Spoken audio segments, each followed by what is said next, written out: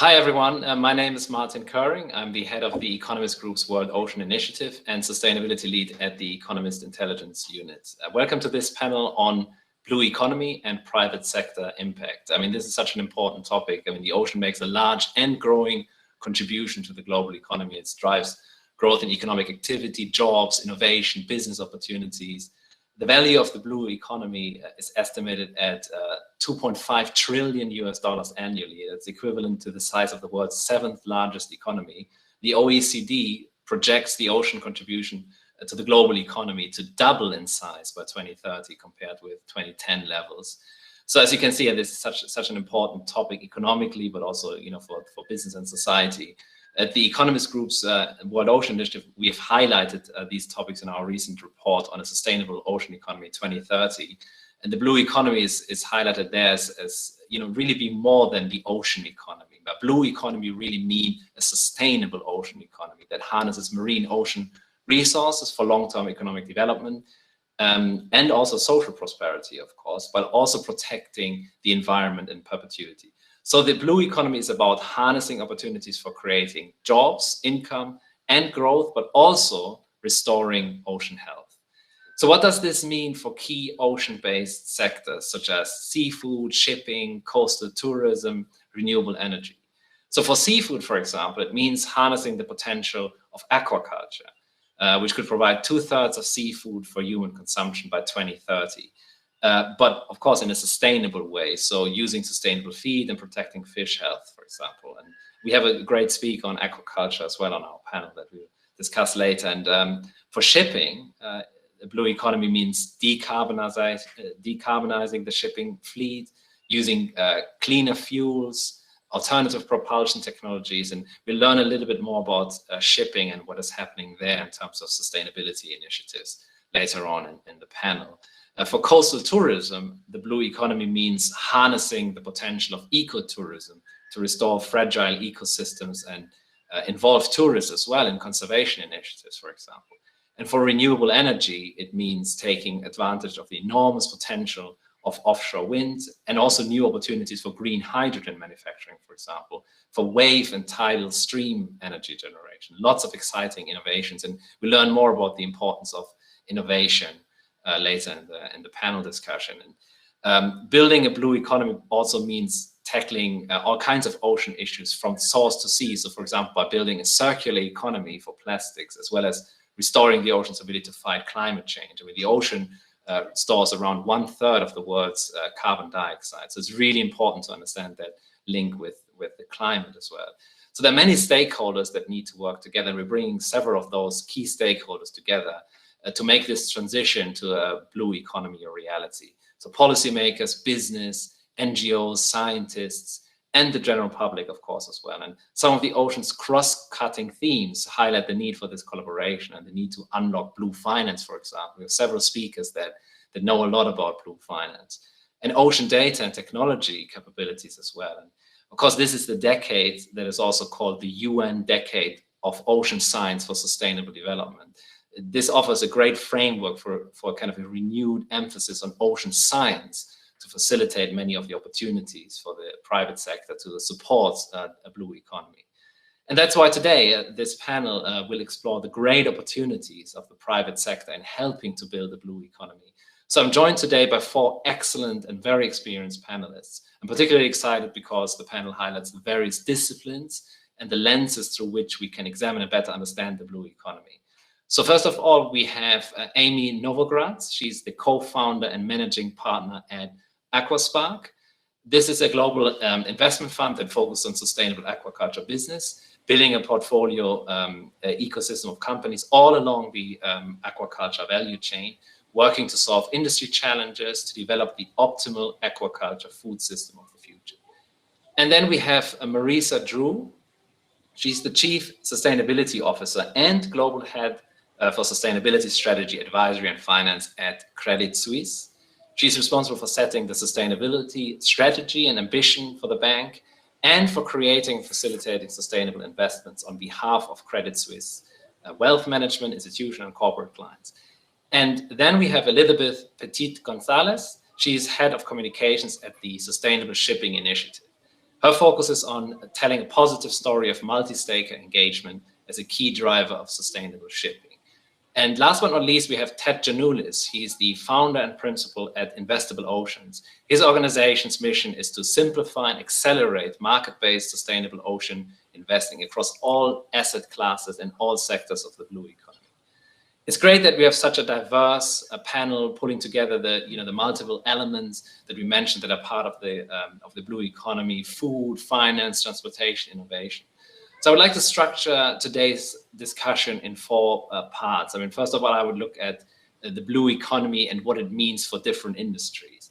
And of course, we have great industry representation on the panel. Then I would look at the evolution of blue economy, industries and opportunities. So this is all about looking at what kind of evolution are we seeing across, for example, aquaculture, shipping, and the various industries. And then hopefully we'll also be able to talk a little bit about the ocean governance dimension, because all these kind of financial and innovation opportunities can't really work if there isn't good governance. So this section will then focus on ocean governance for blue economy industries. And hopefully finally we'll have a bit of an opportunity to just talk about what are the priorities going forward in terms of establishing a sustainable blue economy. So let's get started on the blue economy and what it means for different industries. So first of all, I would like to start with Amy. What does the blue economy mean to you, particularly to your industry, of course, aquaculture and investment? So I think it's developing and investing in businesses that are concerned with the ocean's health. And when you look at aquaculture, we actually really see it as a solution to the ocean. We depend greatly on the ocean for food, for protein, and we can do much better with aquaculture than we currently are, and we should really prioritize that. Brilliant. Thanks a lot. Thanks so much, Amy. I mean, it's really important to highlight why aquaculture is such an important part of the blue economy. And of course, investment is crucial. And Marisa, you, of course, work in the finance industry. I mean, what does the blue economy mean to you? I mean, particularly when it comes to financial services. Sure, absolutely. Well, I feel like my day job is to mobilize capital for positive environmental and social outcomes.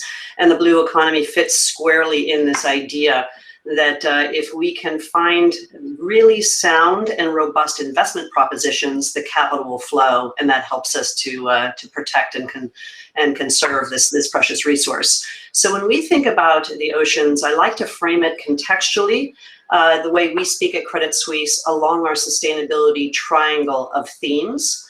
And those are disruption. And so that really speaks to this whole world and many of the areas where Amy is investing her funds in innovative, disruptive companies, whether it's alternative food or new ways to think about aquaculture and so on.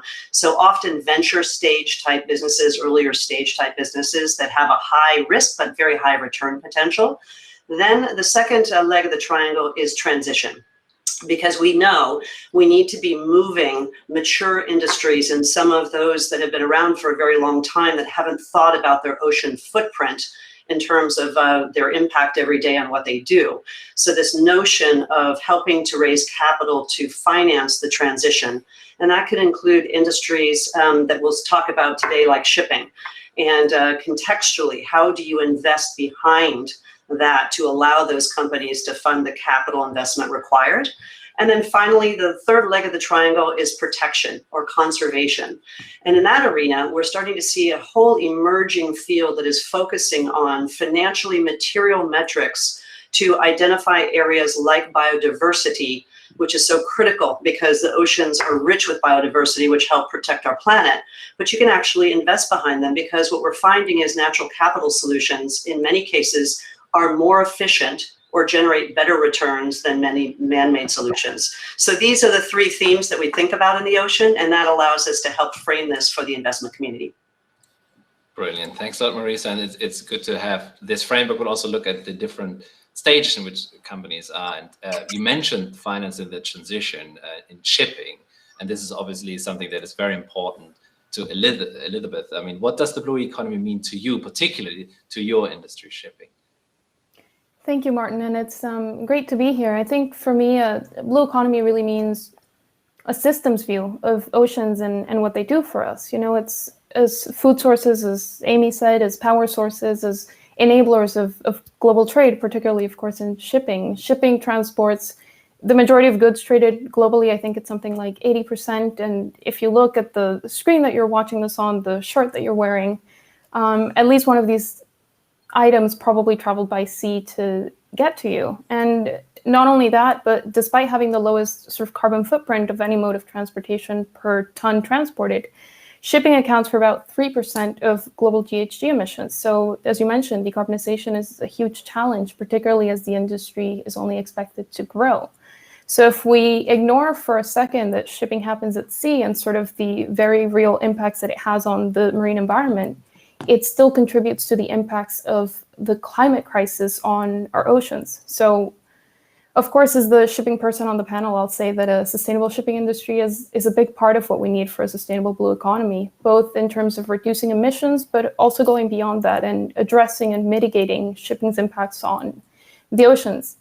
And that's a big project that involves a lot of stakeholder groups, a lot of different areas of concerns. It's decarbonization, as you mentioned, it's seafarers' rights, it's ports and coastal communities that are impacted by shipping, transparency, finance, which I'm sure we'll go into in this panel as well. And all of these areas are really elements of a broader system, which can help us see the bigger picture for what a sustainable blue economy can be.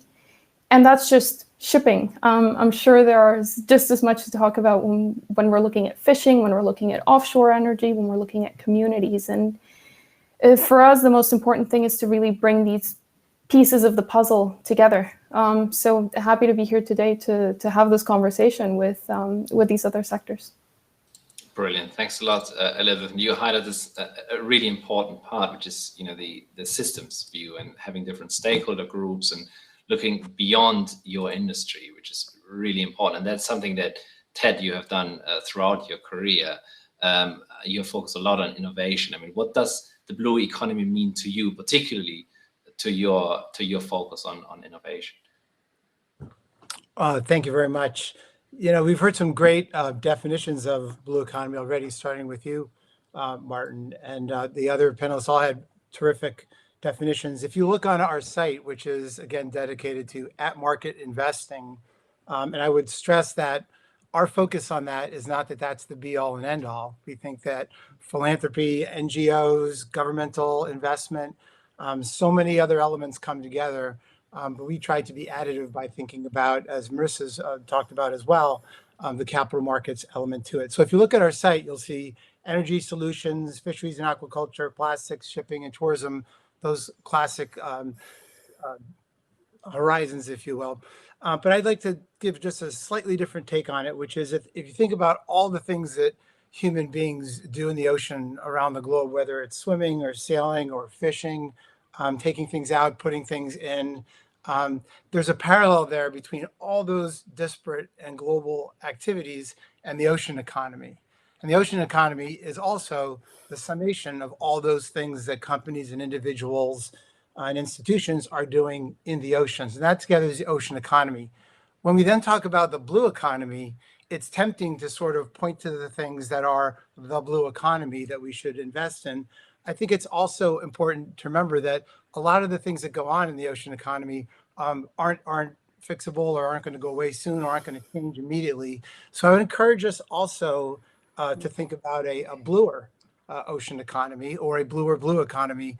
And that's sort of a variation on the there is no silver bullet theme, which is that rather than think just specifically about certain things, back to the systems thinking that we just heard about, think about it more broadly in the context of every way that organizations, institutions, individuals touch the ocean. We should be looking at the very best ways we can improve that to make it as blue as we can. Thanks a lot, Ted. And you highlighted something that's really important, which is, this kind of evolution in a way. I mean, it's step-by-step improvement, and some of the issues might not go away immediately, but we can get closer to the sustainable ocean economy, a bluer ocean economy, as you said.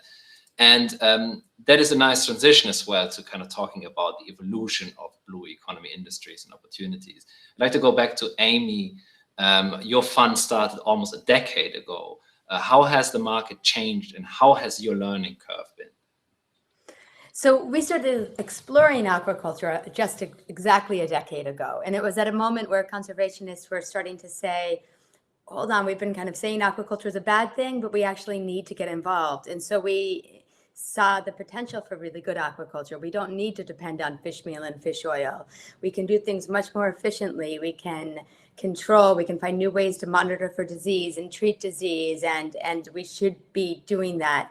But at the time, there were a few really striking things. One, how huge aquaculture already was. It wasn't then as big as wild caught for consumption, but it almost was, and we knew so little about it. It was incredibly opaque, and there were no outside investors investing into aquaculture, except for a few of the big listed companies. There was no investment going into aquaculture.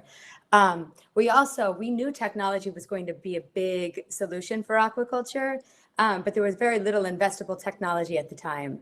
Cut to 10 years later, and we're just really beginning the boom. It's really, this last year and a half actually was helpful for a focus on resilient food systems and our planet's health and what we can all do better. Because aquaculture really is just starting to boom when you look at who is entering the space. I mean, we closed two rounds with two of our portfolio companies in the last 2 months, and they were oversubscribed. In both cases, they were all investors that were new to aquaculture for the first time.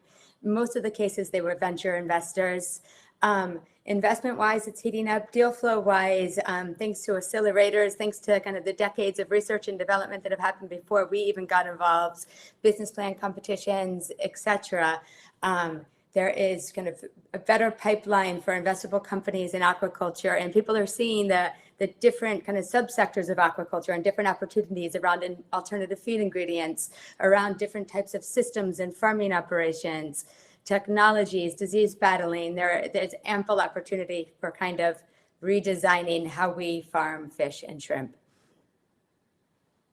Great, thanks a lot, Amy. And it's really great to see this evolution within a decade. I mean, from all the subsectors you mentioned, feeding, tech, disease, and you know, there's so much venture capitalism still, and new investors coming in that hadn't even heard about the sector before. And this is also something, of course, Marisa, that you're seeing. I mean, I'm curious about how the capital markets are engaging now with in the blue economy, building on what Amy said. How has investor interest evolved in recent years, and where is it going? Sure. Well, the exciting thing is that we are seeing such an enormous level of interest from the investment community. And these are not only individuals and venture capital investors, usually who are making direct investments in small companies or early stage companies, but we're starting to galvanize the interest of the institutional community, which run big pools of capital. And that's quite exciting because, you know, when you start to attract that form of capital, then you can really scale these solutions. And that's what's so desperately needed. So what we're finding is, number one, the interest level is extremely high. The recognition now about just how important the oceans are is very much there. It's in the mindset of the investment community. And thank you, frankly, to organizations like the UN and also to the media for keeping it in the spotlight and helping us raise awareness. But following awareness then comes the desire to act. And where we saw the gap 18 months or 2 years ago was that the interest was there, but you had a dearth of investable opportunities, particularly in scale for these institutions. So you needed structures that speak to them and what their charters are and what their investment needs are.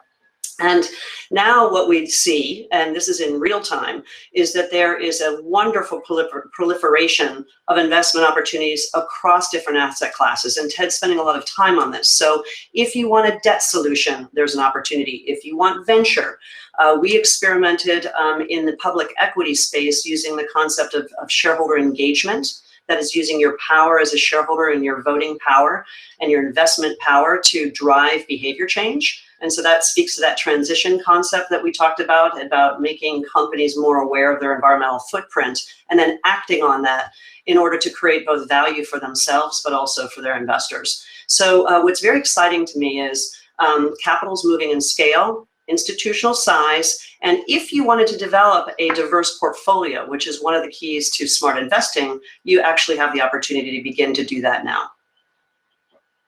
Amazing. That's really great to see, Marisa. And you mentioned that, you know, now there's a lot of opportunity across different asset classes different scales, and the size of projects is increasing. Interest levels are rising. Before going to Elizabeth, I wanted to just follow up because you mentioned TED. So that's TED. You can look back on a long business career in finance, investment, and innovation, and given your experience with the sustainable investing and some of the themes you also heard from Amy and Marisa just now, how do you see the evolution of the ocean innovation ecosystem in recent years, and where's it heading? Thank you. And those are both terrific additions to the conversation. I think the same momentum that you heard about from Amy and Marisa is true in the innovation sector. There are around the world sprouting up. There's probably close to 200 now innovation organizations, whether they're accelerators, incubators, venture funds, a combination of all the above. And they're in Oslo and Cape Town and Sydney and Hong Kong. It's this wonderful innovation network that's growing all over the globe. What's a good thing on top of that is that there's also some structure that's coming together. And it's things like, honestly, what the Economist is doing, the World Economic Forum, the UN, making it like a year-long thing, not just a once a year kind of affair. But I think there's real structure that you can see. So it's nice to have the Decade of the Oceans that the UN has proclaimed. It's good to have the high-level panel with its work streams. And you're seeing a lot of organizing institutions come up. Some recent announcements were 1,000 startups with let's get 1,000 startups launched with this global community by 2030. Ocean Visions, which is a huge consortium that's focused on getting research out of the university and research institution out into the ocean. So you, on the one hand, you've got this explosion of creativity, but you've also got this wonderful coming together of some structure. What I would say, though, is then you have to pull the camera back and look at the broader picture. In the same way that the entrepreneur is supported by that innovation organization, you need more structure and support than that.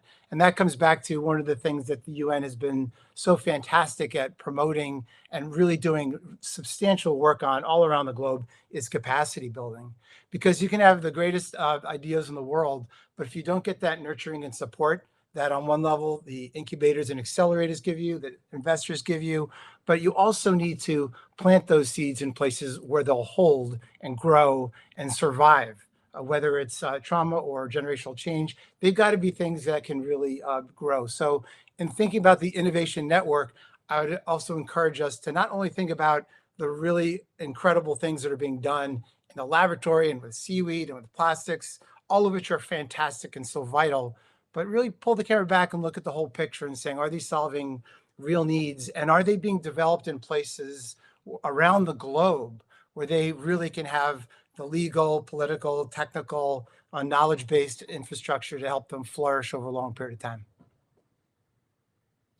And thanks for asking those questions, because that's really important. I mean, you mentioned the innovation network is growing and lots of great initiatives, startups emerging, explosion of creativity, but are they really solving real needs? That's a great question. And of course, the shipping industry has seen a lot of evolution as well and innovation as well. I mean, there have been many exciting developments from the international targets to reduce emissions by half by mid-century. There's also the Poseidon principles and integrating climate considerations into lending decisions for shipping companies. And of course, Elizabeth, at the Sustainable Shipping Initiative, you have a great multi-stakeholder initiative that started more than a decade ago. In your view, how has the shipping industry evolved since you started, and is it on the right trajectory? I think it's absolutely on the right trajectory, and actually just building on what Ted was speaking about, there's so much momentum building. There's so many initiatives coming up and so much work being done, particularly when we look at decarbonization, which is of course the primary challenge that shipping is tackling right now. As I mentioned, it's 3% of global GHG emissions. So just looking at that challenge in and of itself, it's a mammoth task to be able to tackle it. And it's been very inspiring from our perspective to see the industry coming together around this challenge. And it's shown us that it can be done. It's shown us that change is possible, but it requires really that multi-stakeholder collaboration. It requires investment in new technologies. It requires pressure from different stakeholder groups. So we have the regulatory side with the International Maritime Organization. We have, as you mentioned, the banks through the Poseidon principles working to decarbonize their finance, their ship finance portfolios. You have cargo owners. So whether we're looking at retailers who are looking at their Scope 3 emissions through, for example, the Science-Based Targets Initiative, and who are trying to look at how to reduce emissions from their transportation activities. And Ted, you mentioned, there's no silver bullet, and that's definitely a phrase that gets thrown around in shipping a lot, because there really is no silver bullet when it comes to decarbonization. We will need a breadth of fuels, technologies, and different options to achieve the scale that we need to achieve to decarbonize the industry. But it's certainly been inspiring to watch it come together. And to watch the industry come together through, for example, the Getting to Zero Coalition, through, for example, sustainable finance, which is becoming more and more of a topic, where we have sustainability-linked loans and bonds, which are linked to companies' decarbonization targets and performance. Great, that's amazing. And I mean, you highlighted Elizabeth a lot the need for different stakeholders to come together, and industry is seeing that. I mean, you're seeing that in the shipping industry. Coming together around that challenge of decarbonization, but also the supply chain pressures that you mentioned, Science-Based Target Initiative, for example, but no silver bullet, as you mentioned. But one aspect that is really important throughout this is really also the kind of incentives that exist. So I'd like to a little bit talk about, this kind of the governance structure that we have in the blue economy and what is needed from policymakers. And of course, at the Economist Group's World Ocean Initiative, we have identified 3 levers of change to build a sustainable ocean economy. Blue finance, innovation, we have talked a lot about those, but also governance is one of the 3 key pillars. And we've talked about the importance of finance innovations. And since we are celebrating the UN World Ocean Day, I want to hone in on ocean governance a bit more and what kind of governance structure supports sustainable ocean business. So Amy, with your experience in aquaculture investing, what kind of governance can help to support sustainable aquaculture? Well, if you think of the few things that are really holding aquaculture back from being truly sustainable, it's feed, it's disease, and how we battle disease. And both of those things are moving very slow because of the regulatory process. So there's work to be done there for sure. And now we're working with cell-based seafood companies, and it's actually moving faster in certain markets, but still there's a lot we can do around finding a way to improve a pathway toward regulations. And we've seen in some of our examples of portfolio companies that when subsectors and groups work together, and at first kind of within their region and then take on a bigger approach, it speeds things up for sure. We saw that with insects and regulating insects as a feed ingredient in aquaculture. We're seeing it now in the cell-based arena. So I think that there's a lot to do around kind of facilitating these subsectors and their pathway towards regulation. Great, thanks a lot, Amy. And you highlighted a lot, these subsectors that are emerging that require this new governance structure. And I mean, Marisa, of course, for you, governance is a crucial part of your work. In addition to your role at Credit Suisse, you sit on several high-level working groups sponsored by the UN as well, for example. And what does good governance look like for you? Well, so often we think of governance as being purely in the realm of government or regulators or policymakers, but I also want to make sure that we focus a little bit on self-governance. So industries taking control as well, because if we think about how critical this is from a speed point of view, we do need to accelerate, and sometimes the private sector can actually move more quickly. So there I might point to, particularly we're talking about the blue economy. If we take something out of the playbook, which has been very successful at the mobilization of capital, it's the green bond market. So you have what governs the green bond market, a set of green bond principles. And one way to really attract capital is to create confidence, so that the investment community says, when we call something green, here's what we mean by green. And we need to do the same thing in some respects in blue. And once again, I would highlight the work that a lot of us are doing with the UN in a collaborative way to create a set of blue bond principles, so that when investors are saying, I want to invest in a public debt instrument that we're calling a blue bond, we know what we're talking about. And that level of sort of self, I'd say, governance in a way, holding ourselves to a high account, is one way to create that confidence. The other thing that I would point to as well is when we think about the role of governance and policy making broadly defined to incite action. Right? What are investors looking for? They're looking for investments that are going to generate value for them. Well, what can you do as a policymaker or regulator? It's often to provide those enabling conditions which will create value in a sector. So wonderful examples, maybe in the ocean space as well, is to think about the redirection of subsidies. So many subsidies today have been grounded in promoting or fostering unsustainable businesses, right? So if we just redirect some of those subsidies into areas like decarbonization of shipping, like aquaculture, immediately then you create value opportunities for the investment community and that capital follows. So there's lots of ways that we can think about governance contextually. And the final thing I'll point to, though, which I think, as we want to balance our enthusiasm, because I think we're all violent optimists on this call, or else we wouldn't be doing what we're doing every day. But at the same time, we also have to sometimes be pragmatic about challenges. And one of the ones that I see, we still struggle with is the fact that no one owns the high seas, right? No one owns, once you get 200 miles outside of the coastline. And without that ownership and a collective responsibility in some form of governance, in a NATO-like or cross-governmental collaboration of what should and shouldn't happen, unfortunately, it does leave itself for continued opportunities for bad actors. And so I do think that those sorts of collaborative maritime laws, fishing laws, those sorts of things are going to be a necessary ingredient for us to come up with a truly long-term sustainable solution in our oceans. Thanks a lot, Marisa. I mean, that's really important to highlight. I mean, both the, working with the UN on, things like the Blue Bond principles, also the self-governance aspect you mentioned, the need to create that enabling environment to create confidence, but also remaining pragmatic. And you did mention a couple of really important aspects also on redirecting some of maybe subsidies and funds into, the sustainable ocean economy, for example, in the decarbonization of shipping. And of course, Elizabeth, this is a topic that we talked about, this very important for your sector. There's lots of regulation in the shipping industry.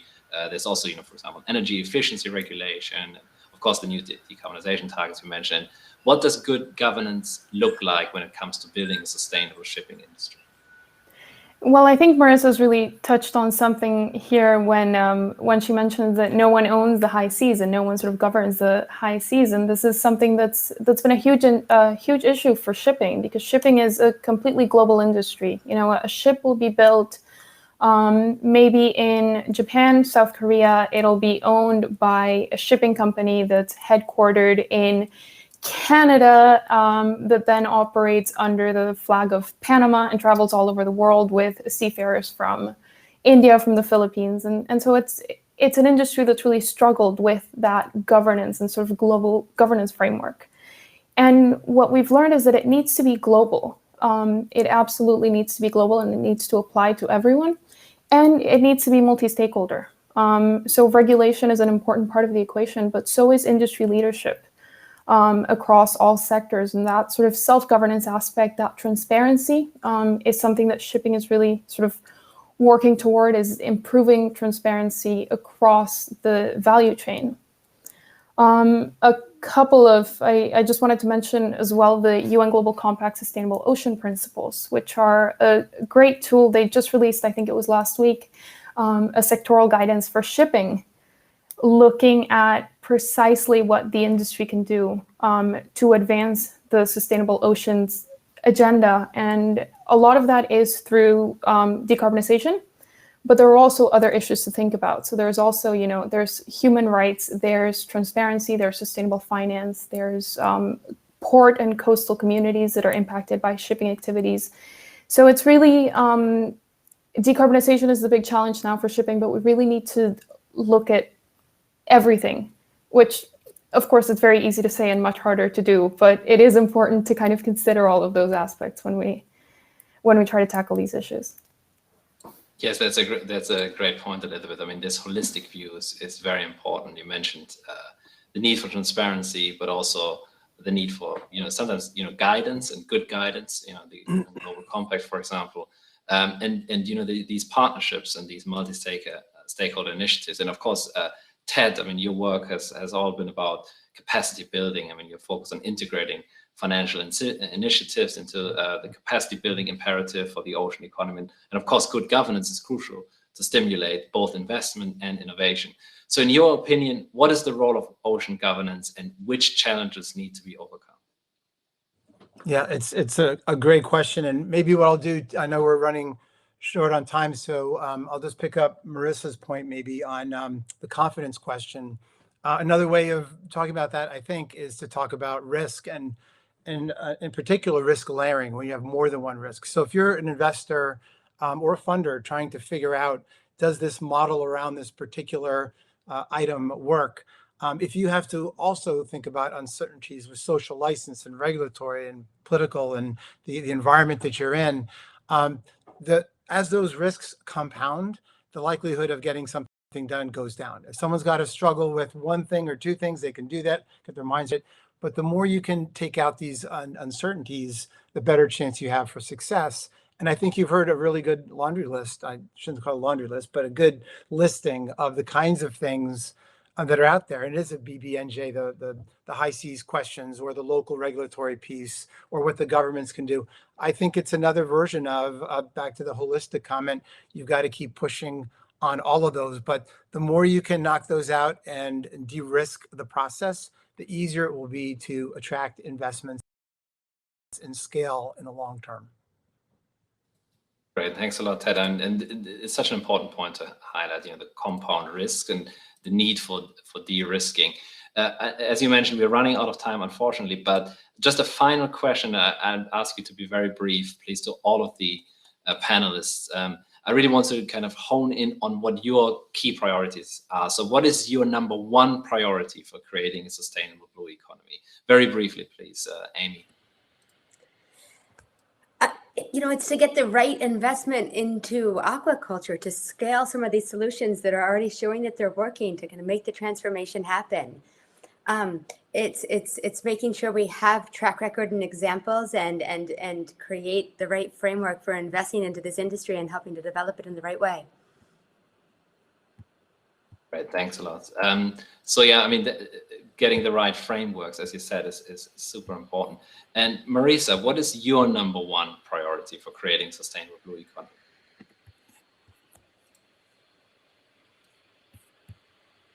You're muted, Marisa.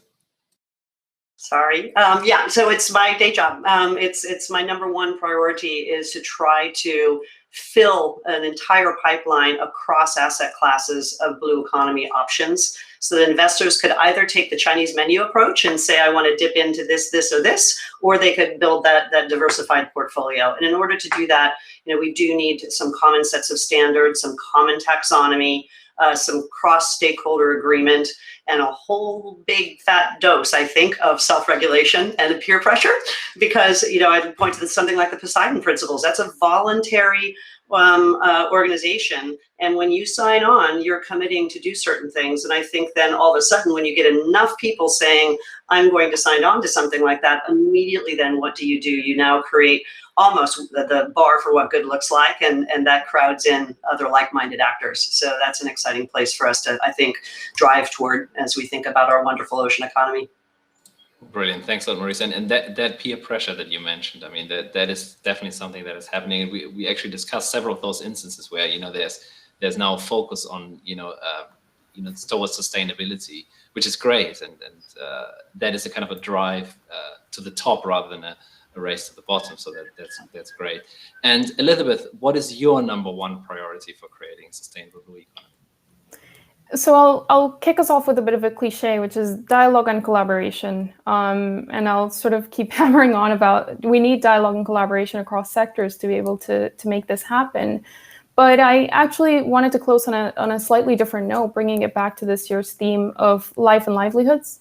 And that was to just mention the ongoing crew change crisis and the issues that seafarers are facing as a result of the pandemic and travel restrictions. At its peak, this meant over 200,000 seafarers on board beyond the duration of their contracts, and 200,000 seafarers at home, unable to earn a living because they were unable to get to their vessels. And so I think seafarers have kept our supply chains running through the pandemic, and they primarily have done this out of sight and out of mind at sea. So what I want to leave our audience with today is the need for any sustainable blue economy to really consider the health and well-being of its people. So really tackling the social at the same level as the economic and the environmental factors. Yeah, that's a great point, and that's often neglected, as you said. I mean, that aspect of a kind of social sustainability in the ocean economy, and bringing it back to the life and livelihoods theme of the day is really a great way of summarizing this. And obviously, Ted, what is your number one priority for creating a sustainable blue economy? Well, what we focus on day to day is trying to connect people and organizations. We talked about all the wonderful things that are happening in innovation and growth and things like, excuse me, in Amy's fund and what Marisa is doing, what happening in shipping. All these things are so important. And we think there's a lot of just connecting to be done to match these folks together. So that's where we spend our time. Tied with number one is capacity building. And I don't say that facetiously. I really, really mean it, that this innovation and this interest and this acceleration is fantastic. And there's so many wonderful people doing so many great things. I just think we have to keep in mind what we're solving for and what the needs actually are, and building things that ultimately are very useful and meaningful over long periods of time across the globe in a very inclusive way. Great, thanks a lot. That's a great summary. And capacity building is such an important aspect in the ocean economy, and bringing the different stakeholders together to build capacity together is a great way forward. So thank you very much. I mean, we've run out of time, unfortunately, but it's been a great conversation. And I'd just like to summarize. I mean, as you said, capacity building, governance regimes are crucial. Bringing governance with business together. I mean, the theme of connecting was something that I've heard a lot today. I mean, multi-stakeholder cooperation. Of course, the incentivizing self-regulation as well. I mean, peer pressure was mentioned, which is important. And of course, dialogue and cooperation. And the aspect of social sustainability, maybe a neglected topic, as was highlighted by Elizabeth, and the need to de-risk some of these kind of investments. I mean, the compound risk that Ted mentioned. And of course, frameworks and good governance are crucial to create that and create an environment for de-risking. And bringing projects and investors together, really, this is something that we have heard a lot today. And there's so much excitement in aquaculture, blue finance, shipping, of course, and innovation. So it was great to have you all here. Thank you so much again to the panelists for the fantastic insights. And thank you also to the audience. And join us for the next session and enjoy the rest of World Ocean Day. Thank you very much.